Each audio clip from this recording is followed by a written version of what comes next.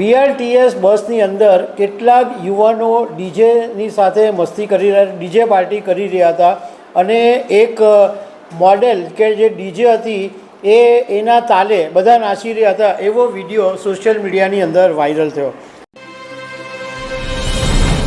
સુરતમાં BRTS બસની અંદર એક ડીજે પાર્ટી થઈ હોવાનું અને યુવાનો નાચ્યા હોવાનો એક વિડીયો સોશિયલ મીડિયામાં વાયરલ થવાને કારણે ભારે હંગામો મચી ગયો. ભારે હોબાળો એટલો બધો મચી ગયો કે બંને બાજુ લોકો કહી રહ્યા છે.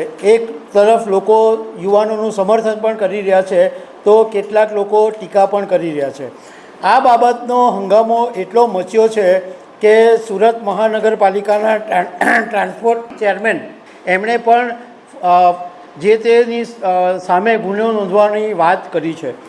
તો આના વિશે હું તમારી સાથે વાત કરીશ. મારું નામ રાજેશ શાહ છે અને તમે જોઈ રહ્યા છો ગુજરાતના સૌથી મોટા ડિજિટલ ન્યૂઝ પ્લેટફોર્મ ખબરછે.com. તાજેતરની અંદર સુરતના ONGC વિસ્તારથી માંડીને સરથાણા નેચર પાર્ક સુધીના 18 કિલોમીટરના વિસ્તારમાં BRTS બસની અંદર કેટલાક યુવાનો ડીજેની સાથે મસ્તી કરી રહ્યા, ડીજે પાર્ટી કરી રહ્યા હતા અને એક મોડેલ કે જે ડીજે હતી એના તાલે બધા નાચી રહ્યા હતા એવો વિડીયો સોશિયલ મીડિયાની અંદર વાયરલ થયો.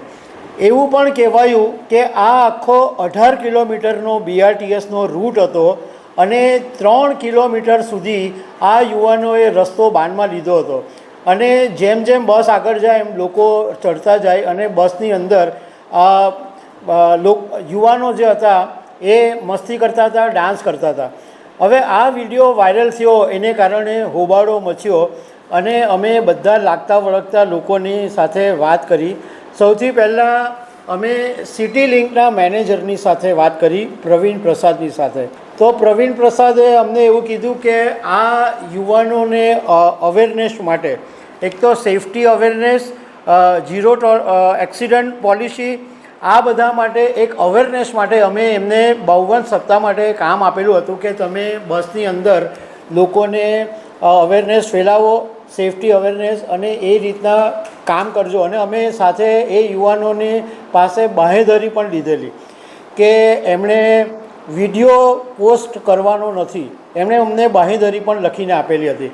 પરંતુ એમણે અમારો જે હેતુ હતો એનો ભંગ કર્યો છે અને આ વિડીયો વાયરલ થવાને કારણે ભારે હોબાળો મચ્યો છે. એટલે અમે પોલીસ ફરિયાદ પણ કરી છે અને જે આયોજક છે એમને નોટિસ પણ આપી છે. એ પછી અમે સુરત મહાનગરપાલિકાના ટ્રાન્સપોર્ટ ચેરમેન સોમનાથ મરાઠેની સાથે પણ વાત કરી.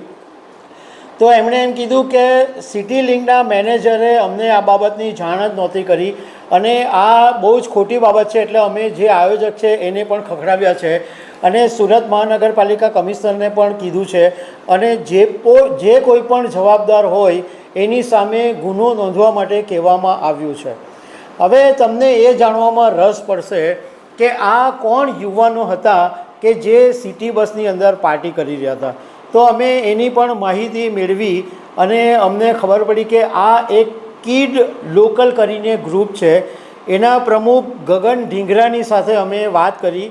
તો ગગન ઢીંગરાએ એવું કીધું કે અમારું એક યુવાનોનું ગ્રુપ છે, એમાં સર્વિસ ક્લાસથી માંડીને એજ્યુકેટેડ પીપલો એની અંદર જોડાયેલા છે અને 500થી વધારે યુવાનોનું આ એક ગ્રુપ છે અને એ કલ્ચરલ કાર્યક્રમો આપે છે. ખાસ કરીને સુરતનું જે કલ્ચર છે કે જેમ કે પિઝા અને બર્ગર એ બહારની બ્રાન્ડ અહીંયા ઘડી ફેમસ થઈ છે, પરંતુ સુરતની જે પોતાની બ્રાન્ડ છે, સુરતનું જે પોતાનું કલ્ચર કહેવાય છે એવા લોચોના માટે પ્રમોટ કરવાનું અમે કામ કરેલું.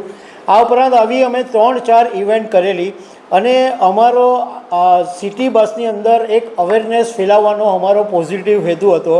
પરંતુ કોઈ કારણસર આખી વાત ઊંધી પડી ગઈ અને અમે અમારી જાણ બહાર આ વિડીયો બહાર થઈ ગયો. અમને સુરત મહાનગરપાલિકા કે કોઈને અમે કીધેલું હતું કે અમે વિડીયો નહીં વાયરલ કરશું, વિડીયો મૂકશું નહીં, પરંતુ કોઈક રીતે વાયરલ થઈ ગયો છે. અમારો હેતુ બહુ જ સારો હતો પરંતુ કોઈક રીતે આ વાત આખી વાતનું વતેસર થઈ ગયું છે.